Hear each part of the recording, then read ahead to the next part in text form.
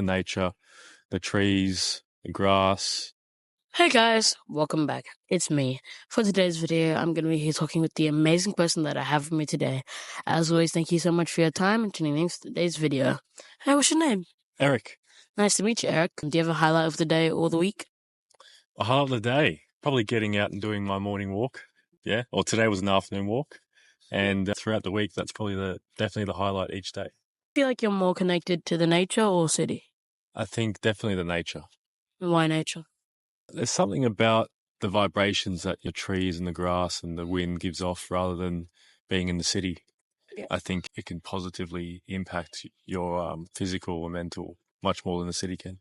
When was the last time you spent a full day away from technology? Oh, a full day away from technology.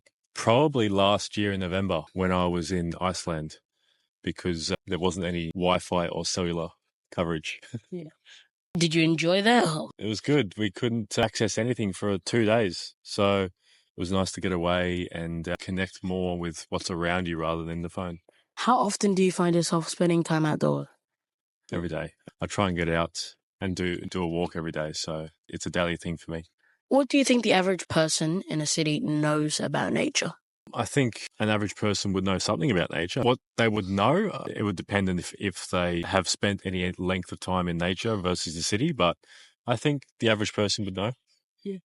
Have you ever felt overwhelmed by the noise or the business of the city? Not really. I was brought up in the Gold Coast, and I consider Gold Coast to be a medium-sized city. I mean, like Sydney or Melbourne. But no, it hasn't really. The noise or the business around hasn't really affected me. Do you think spending time in nature improves mental health?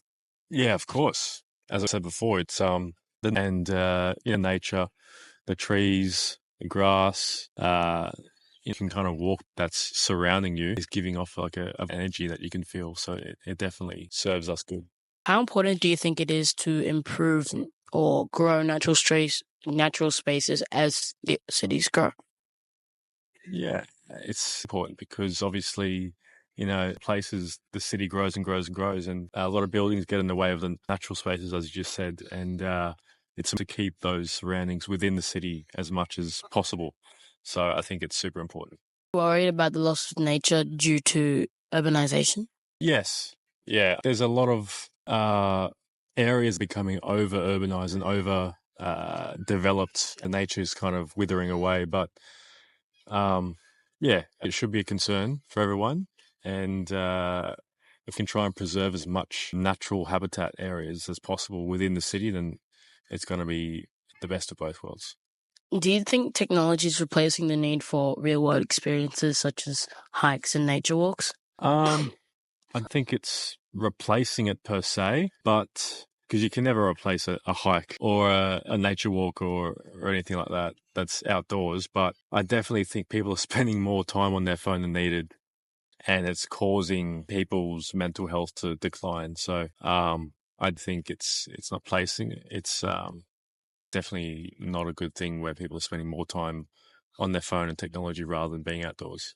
Do you think future generations will become more disconnected to nature because of technology? Oh, yeah, definitely.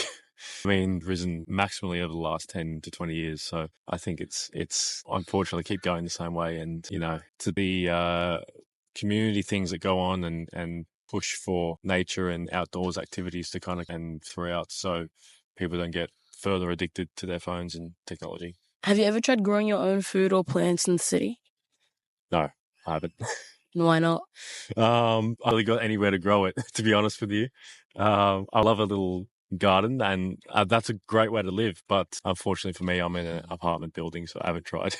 Do you think the government should do in order to protect nature as the city grows? Yes, of course. And like this, the Broadwater Parklands is a great example of that.